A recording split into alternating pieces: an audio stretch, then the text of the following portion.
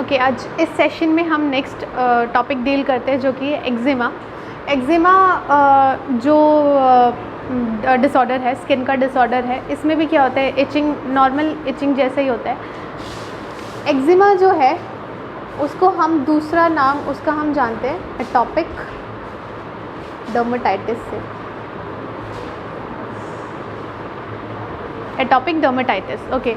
Atopic dermatitis और eczema जो है वो ऑलमोस्ट सेम होता है, दोनों को सेम ही कंसीडर किया जाता है, बट सिर्फ इसमें स्लाइटली डिफरेंस होता है।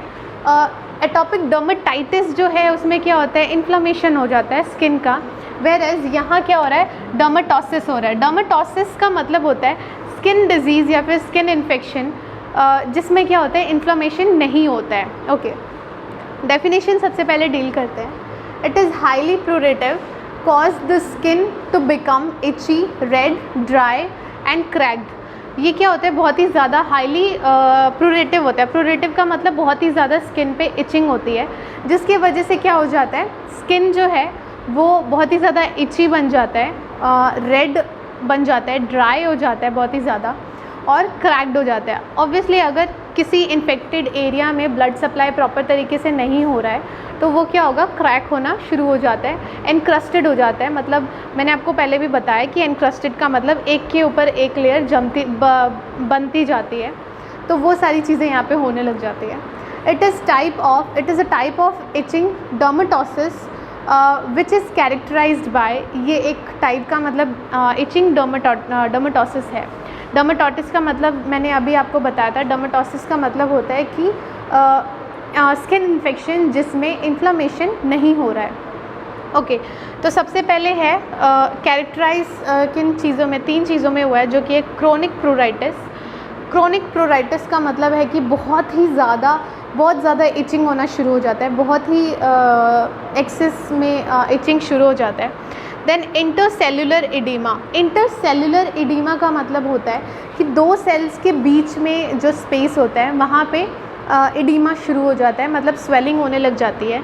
इंट्रासेल्युलर इडीमा, सेल के अंदर स्वेलिंग शुरू हो जाती है। नेक्स्ट हम आते हैं एटियोलॉजिकल फैक्टर में। एटियोलॉजिकल फैक्टर का मतलब है कि कौन कौन सी चीज़ें ऐसी हैं जो कि एक्जिमा कॉज करती हैं। सबसे पहले हम यहाँ पे देख रहे हैं एसिड है। एसिड हम यहाँ पे इसलिए कर रहे हैं क्योंकि एसिड क्या होता है, अगर हाथ पे गलती से गिर जाए, कंसनट्रेटेड एसिड नहीं, अगर डाइल्यूट एसिड है और हाथ पे गिर जाए तो उसमें क्या होता है, वो स्किन को इतना ज़्यादा हार्म कर देता है कि वहाँ पे इचिंग वगैरह बहुत ज़्यादा क्रोनिक इचिंग शुरू हो जाती है। नेक्स्ट इज़ ड्रग का साइड इफ़ेक्ट। पेनिसिलिन या फिर स्ट्रेप्टोमाइसिन जैसे ड्रग्स हैं, अगर वो साइड इफ़ेक्ट करते हैं, अगर वो उनका जो एडवर्स इफ़ेक्ट है या फिर बहुत ही ज़्यादा किसी को सूट नहीं कर रहे, कोई भी पर्सन उनसे हाइपर सेंसिटिविटी है इन पर्टिकुलर ड्रग से, तो उसको क्या होगा, एक्जिमा होने के चांसेस रहते हैं। Next nail varnish. Nail varnish मतलब जो हम नेल पेंट्स वगैरह लगाते हैं या फिर नेल रिमूवर यूज़ कर रहे हैं, इनसे भी किसी को एलर्जी होता है या फिर वो भी बहुत ज़्यादा स्किन को हार्म पहुंचाते हैं, जिसके वजह से क्या होता है, अगर स्किन पे ये पड़ता है तो वो पर्टिकुलर एरिया जो होगा वो बहुत ज़्यादा प्रूरेटिक बन सकता है, वहाँ पे बहुत इचिंग शुरू हो जाएगी। नेक्स्ट है फ्लावर पॉलिन्स। पॉलिन्स हमने जो हर एलर्जीज़ में पड़ते हैं, ये एक एलर्जन है जो कि बहुत ही ज़्यादा लोगों को इफ़ेक्ट करता है। पॉलिन्स अगर स्किन पे पड़ जाता है तो फिर वो जो पर्टिकुलर एरिया है वो उसको इन्फेक्ट कर सकता है। नेक्स्ट लिपस्टिक हो गया, हेयर हो गया, किसी का भी लिपस्टिक अगर अच्छी क्वालिटी का नहीं है या फिर कुछ अच्छे मटेरियल उसमें नहीं डले हैं तो लिपस्टिक से भी क्या होता है, वो पूरा जो एरिया है वो इन्फेक्टेड होने के चांसेस रहते हैं और एक्जिमा हो सकता है वहाँ पे। हेयर, कोई भी जैसे डॉग का फर हो गया, डॉग वगैरह का हेयर हो गया, या फिर किसी का स्किन इतना ज़्यादा सेंसिटिव होता है कि किसी भी पर्टिकुलर इंसान का हेयर अगर उनके स्किन पे पड़ता है तो क्या हो जाता है, उससे उनको रिएक्शन शुरू हो जाता है और वहाँ पे इचिंग बहुत ज़्यादा स्टार्ट हो जाती है। हेरिडेटरी, अगर किसी को परिवार में पहले से ये प्रॉब्लम है तो फिर आगे जनरेशन जो आ रही हैं उनको भी ये हो सकता है। Last is food allergies. Allergies में हम और भी सारी चीज़ें कंसिडर कर सकते हैं, जैसे लिपस्टिक हो गया, हेयर हो गया, या फिर इधर फ्लावर पॉलिन्स है, वो सब एलर्जीज़ के अंदर ही आते हैं। बट यहाँ पे हम फूड एलर्जीज़ पढ़ रहे हैं। फूड एलर्जीज़ में जैसे कि मशरूम हो गया, पीनट हो गया, या फिर स्ट्रॉबेरीज़ हो गए, बहुत सारे लोग इन कुछ पर्टिकुलर चीज़ों से एलर्जिक होते हैं, तो वो एलर्जी अगर हो रही है तो ये कॉज कर सकता है। नेक्स्ट हम पढ़ते हैं sign and symptom. Sign and symptom में एरिथेमा। एरिथेमा का मतलब मैंने आपको बता चुका है पहले, जो व्हील टाइप का ही होता है एरिथेमा, कुछ स्किन पे इस टाइप का हो जाता है। एरिथेमा इसलिए होता है क्योंकि उस पर्टिकुलर एरिया पे बहुत ही ज़्यादा आरबीसीज जो हैं वो एक्यूमुलेट होके स्कैटर हो जाते हैं, उसके वजह से क्या हो जाता है, एरिथेमा हो जाता है, इचिंग वगैरह शुरू हो जाएगी। पैप्यूल फॉर्मेशन, पैप्यूल का फॉर्मेशन होना शुरू हो जाता है। पैप्यूल्स का मतलब पिंपल टाइप का ही होता है, लेकिन उसमें पस नहीं होता है। क्रस्टिंग, क्रस्टिंग यहाँ पे मैंने अभी स्टार्टिंग में भी आपको बताया, क्रस्टिंग में क्या होता है, एक लेयर के ऊपर दूसरा लेयर और वो बहुत हार्ड होना शुरू हो जाता है, क्रस्टिंग स्टार्ट हो जाता है। इंटेंस इचिंग, बहुत ही ज़्यादा सीवियर फॉर्म में इचिंग होना शुरू हो जाता है। And then weeping skin.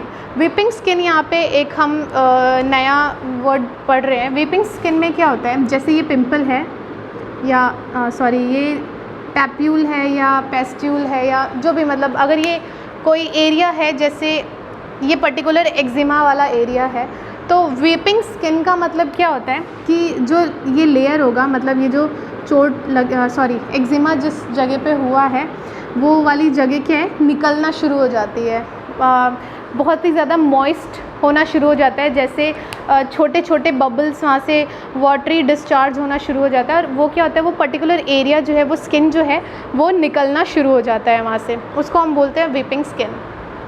Okay, next हम करते हैं मेडिकल मैनेजमेंट। मेडिकल मैनेजमेंट में हम यहाँ पे दे रहे हैं topical corticosteroid therapy. Topical corticosteroid therapy जैसे कि बेटामेथासोन हो गया, ये हम टॉपिकल का मतलब अप्लाई करने के लिए कोई ट्यूब होगा जो हम अप्लाई करेंगे, ताकि वहाँ पे जो भी प्रूराइटिस हो रखा है, जो इचिंग बहुत ज़्यादा इंटेंस हो रही है, उस चीज़ में रिलैक्सेशन मिले और जो स्किन है वो प्रॉपर होने का मतलब उसको चांस मिले।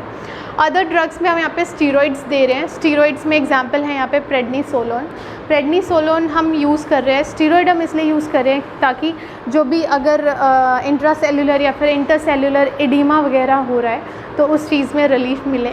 एंटीबायोटिक सिप्रोफ्लॉक्सासिन हम यूज़ करेंगे। एंटीबायोटिक्स हम यहाँ पे इसलिए यूज़ कर रहे हैं क्योंकि इससे पहले के सेशन में मैंने आपको बताया था, वार्ड्स जब मैं आपको पढ़ा रही थी, एंटीबायोटिक हो गया या फिर एंटीवायरल हो गया, वो हम इसलिए यहाँ पे यूज़ करते हैं क्योंकि एक्जिमा जो है, एक्जिमा होने के बाद जो भी इंडिविजुअल है वो अपने स्किन को स्क्रैच करेगा, बहुत ही ज़्यादा इचिंग होने की वजह से स्क्रैच करना शुरू करते हैं।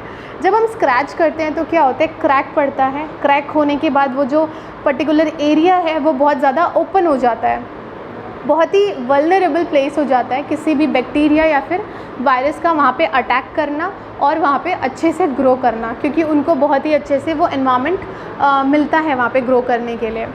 तो एंटीबायोटिक हम इसलिए दे रहे हैं ताकि उस पर्टिकुलर एरिया में अगर कोई भी बैक्टीरियल ग्रोथ हो रहा है या फिर कोई भी बैक्टीरियल इन्फेक्शन स्टार्ट हो रहा है तो उसकी ग्रोथ स्टॉप हो पाए और मतलब वो जो है आगे इन्फेक्शन ना बढ़े। एंटीबायोटिक्स के अलावा हम यहाँ पे एंटीवायरल ड्रग्स भी यूज़ करेंगे। एंटीवायरल जैसे एसिक्लोविर वगैरह हो गया, वो हम इसलिए यूज़ कर रहे हैं ताकि एक्जिमा जो है वो अपने वर्स्ट कंडीशन में जाने के बाद वार्ड्स जैसी सिचुएशन में ना कन्वर्ट हो, इसलिए हम यहाँ पे एंटीबायोटिक और एंटीवायरल देंगे। नेक्स्ट हम देते हैं एंटीहिस्टामिन्स। एंटीहिस्टामिन्स में जैसे लीवोसिट्राजिन हो गया, ये हम या फिर एविल हो गया, एविल बहुत ही कॉमन एग्जांपल है एविल। ये हम एंटीहिस्टामिन्स इसलिए दे रहे हैं क्योंकि हमने यहाँ पे पढ़ा फ्लावर पॉलिन्स हो गए, नेल वार्निशेस हो गए, फिर उसके बाद लिपस्टिक है, हेयर है या फिर फूड एलर्जीज़ है, ये जो सारी चीज़ें क्या होती हैं, ये सारी एलर्जिक रिएक्शन कॉज करती हैं। एलर्जिक रिएक्शन कॉज कर रही हैं तो उनको ट्रीट करने के लिए एलर्जीज़ का जो रिएक्शन हो रहा है उस रिएक्शन को स्टॉप करने के लिए हम क्या दे रहे हैं, यहाँ पे एंटीहिस्टामिन्स दे रहे हैं। तो ये था मेडिकल मैनेजमेंट में। एक बार आपको फिर से रिपीट करा देती हूँ। एक्जिमा जो होता है, एक्जिमा को कॉमनली एटॉपिक डर्मेटाइटिस भी बोलते हैं। वैसे ये उतना करेक्ट नहीं है क्योंकि एक्जिमा में इन्फ्लेमेशन नहीं होता है, दैट्स वाई हम इसको डर्मेटोसिस बोलते हैं। एक्जिमा जो है उसको हम क्या बोलते हैं, डर्मेटोसिस बोलते हैं, क्योंकि इसमें क्या हो रहा है, इन्फ्लेमेशन नहीं होता है। बट नॉर्मली एक्जिमा को एटॉपिक डर्मेटाइटिस भी माना जाता है। हमने इसका डेफिनेशन डील किया, जिसमें डेफिनेशन में है कि ये बहुत ही ज़्यादा प्रूराइटिक होता है और प्रूराइटिस की वजह से इसमें क्या होता है, स्किन जो है बहुत रेड हो जाती है, ड्राई हो जाता है और क्रैक पड़ना शुरू हो जाता है। इसमें 3 चीज़ें बहुत ही ज़्यादा कॉज हो रही हैं, जैसे कि क्रोनिक प्रूराइटिस हो गया, इंटरसेलुलर एडीमा हो गया, इंट्रासेलुलर एडीमा हो गया, सेल के अंदर और सेल के बाहर स्वेलिंग हो रही है। इटियोलॉजिकल में हम लोगों ने पढ़ा कि एसिड अगर पड़ जाता है तो, या फिर कोई ड्रग से अगर एलर्जिक हैं तो, या फिर किसी भी चीज़ से एलर्जिक है, या फिर किसी फूड से एलर्जी है तो एक्जिमा होने के चांसेस रहते हैं। फिर साइन एंड सिम्टम में हमने एरिथेमा पढ़ा, पैप्यूल्स फॉर्मेशन होना शुरू हो जाता है, स्किन जो है वो वीपिंग स्किन में कन्वर्ट हो जाता है, वो जो लेयर होता है वो निकलना शुरू हो जाता है, बहुत ही वाटरी डिस्चार्ज वहाँ से होता है, बबल्स टाइप का। मेडिकल मैनेजमेंट में हमने यहाँ पे टॉपिकल कॉर्टिकोस्टेरॉइड पढ़ा, ताकि वो अगर जो भी ड्राई एरिया हो रखा है उसको नॉर्मल करने के लिए। अदर ड्रग्स में हम स्टीरॉइड्स वगैरह यूज़ करते हैं, या फिर एंटीबायोटिक या फिर एंटीवायरल यूज़ करते हैं, ताकि वहाँ पे बैक्टीरियल या फिर वायरल ग्रोथ ना हो। लास्ट हम एंटीहिस्टामिन्स यूज़ कर रहे हैं, ताकि जो भी एलर्जीज़ हो रही हैं वो सही हो जाएं, वो मतलब उनका काउंटर अटैक करने के लिए। तो ये था एक्जिमा। आज के सेशन में इतना ही। अगर आपको इस सेशन में कोई डाउट हो तो आप पूछ सकते हैं। Thank you class.